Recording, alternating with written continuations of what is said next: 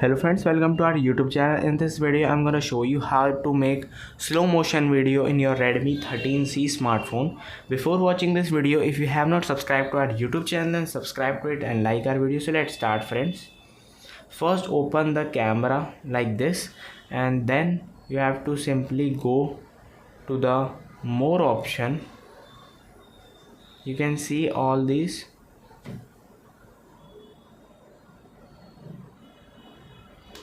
You can see the settings option and all these.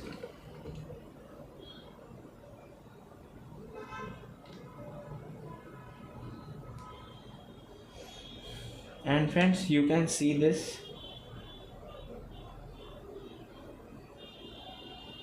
Click on settings option, and if there is a slow motion video,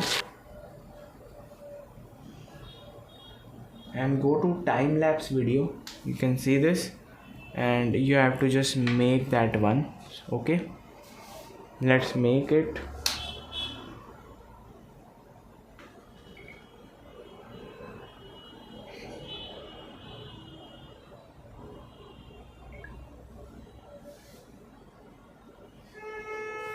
Friends, you can see